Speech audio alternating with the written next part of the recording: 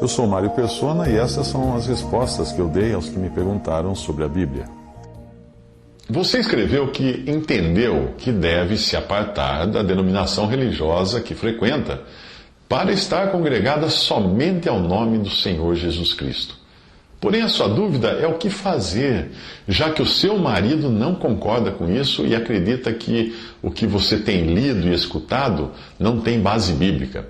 Bem, considerando que o marido é a cabeça da mulher, você deve acatar o desejo dele a esse respeito e orar para que o Senhor possa dar a ele o entendimento segundo a palavra. Não é correto aceitar as coisas que você lê ou que você escuta sem comparar tudo com a palavra de Deus. Portanto, se ele prefere que você não faça mais contato com irmãos congregados ao nome do Senhor em sua cidade, então que assim seja. Quanto a continuar frequentando a denominação, isto caberá a você decidir diante do Senhor, porque é um exercício seu, pessoal, não é de outra pessoa. Existem irmãs que, em situações assim, preferem ficar em casa lendo a palavra, enquanto outras podem, às vezes, ser até obrigadas pelo marido a continuar frequentando a denominação. Mas o Senhor conhece os corações, não é? E se for esse o caso, Ele saberá a sua intenção, a intenção do seu coração, e saberá que a sua intenção é fazer a vontade dele de qualquer maneira, ainda que possa ser preciso se sujeitar a uma situação que momentaneamente não é a mais adequada. Nesse caso, a responsabilidade sobre as ações da esposa que quer ser fiel à palavra, mas que encontra a resistência do marido, a responsabilidade recairá sobre o marido. Eu me lembro de um caso semelhante, porém era de um adolescente, cujos pais o obrigavam a continuar indo aos cultos da sua denominação, quando a vontade dele era estar congregado ao nome do Senhor. Por estar ainda sob a autoridade e responsabilidade dos pais, eu sugeri que ele deveria orar e esperar. Obviamente, se os pais o obrigassem a praticar um crime ou algo assim, ele, como cristão, poderia então se opor. Mas não era o caso ali.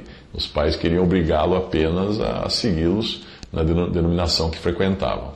Efésios 5, 22 a 28 diz: Vós mulheres, sujeitai-vos aos vossos maridos como ao Senhor. Porque o marido é a cabeça da mulher, como também Cristo é a cabeça da igreja, sendo Ele próprio o Salvador do corpo. De sorte que, assim como a igreja está sujeita a Cristo, assim também as mulheres sejam em tudo sujeitas aos seus maridos.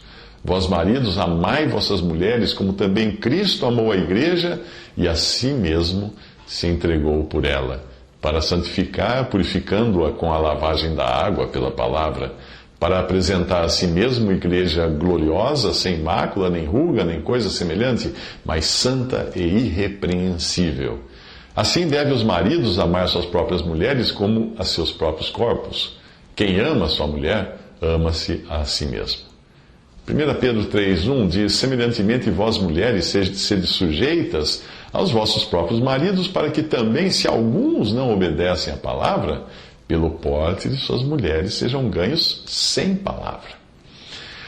Quanto ao sentimento que você afirmou ter para com tudo o que vem das denominações, é normal nós nos sentirmos um pouco decepcionados com as pessoas de quem aprendemos coisas que não estavam de acordo com a palavra de Deus, e passarmos então a criticar tudo e todos. Porém, eu não creio ser esta a vontade do Senhor, ou seja, de criticar as pessoas, já que Ele tem o seu povo espalhado por todas essas denominações. Uma coisa é criticar a doença, outra é ficar falando mal do doente. Então, com o tempo, a gente vai aprendendo que deve amar a todos os nossos irmãos, independentemente de estarem ou não em uma denominação. A coisa muda um pouco de figura quando o assunto são os líderes religiosos. Se você observar nos evangelhos, o Senhor nunca pegou pesado com publicanos e prostitutas, mas bateu com força nos fariseus e saduceus por causa da responsabilidade que eles tinham de saber o que era certo, já que ensinavam o povo.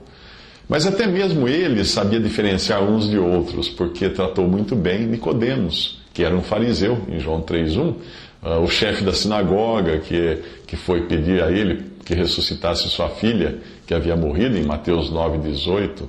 Portanto, mesmo entre a liderança religiosa, existem os falsos e os verdadeiros.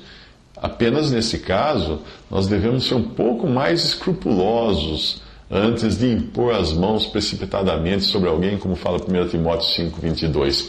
Deus efetivamente tem dons espalhados pelas denominações para alimentar o seu rebanho, para alimentar o rebanho de Deus, ainda que alguns sejam obrigados a ensinar uma mistura de verdade com os dogmas que aprenderam dos sistemas religiosos.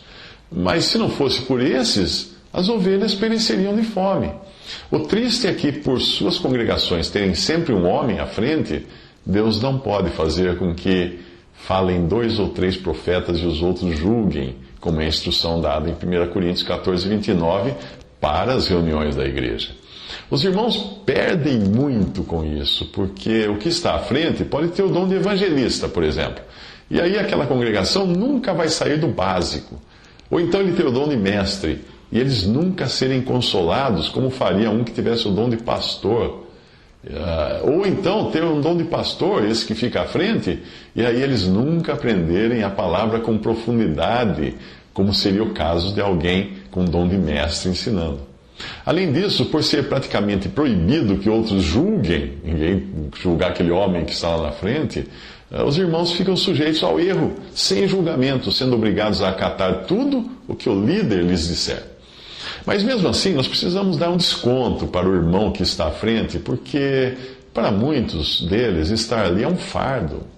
Eu conheci um irmão que é um excelente evangelista e que tem rodinhas, desses que tem rodinhas nos pés, sempre desejoso de sair por aí pregando o evangelho para incrédulos. Porém, ele foi ordenado pastor de uma grande denominação e um dia ele abriu comigo o seu coração dizendo que não tinha o dom para ficar ali pastoreando uma congregação. Era um fardo para ele aquilo. Agora, de tudo que eu disse, tudo muda de figura quando o assunto são os pregadores que vivem pedindo dinheiro na TV.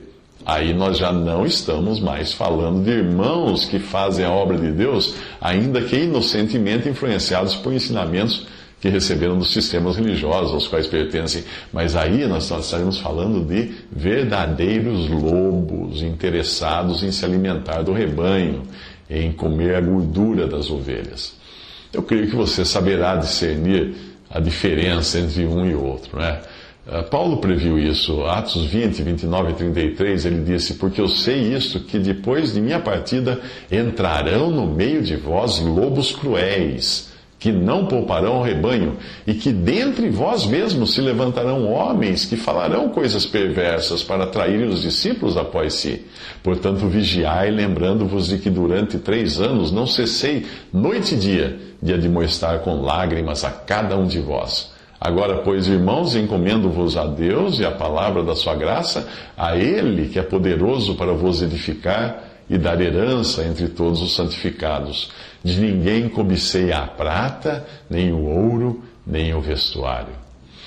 Mesmo na história da igreja, nós temos muitos homens sinceros que foram usados por Deus dentro dos sistemas onde eles permaneceram, como é o caso de Lutero, Agostinho, Calvino, etc. Até mesmo no Antigo Testamento você percebe que Deus não abandonou o seu povo, que na divisão de Israel, quando Israel foi dividido, ele não abandonou aqueles que ficaram do lado errado. Jerusalém era o centro divino de adoração, porém ali só ficaram as tribos de Judá e Benjamim, que são chamados de Judá no Antigo Testamento. Enquanto as 10 tribos, ou a maioria do povo, que são chamados a partir da divisão de Israel, essa maioria acabou ficando fora do lugar que Deus havia estabelecido para colocar o seu nome. Mas apesar de estarem fora do lugar indicado por Deus, o povo não ficou sem um testemunho, porque também em Israel, na parte dividida, havia profetas como Elias e Eliseu.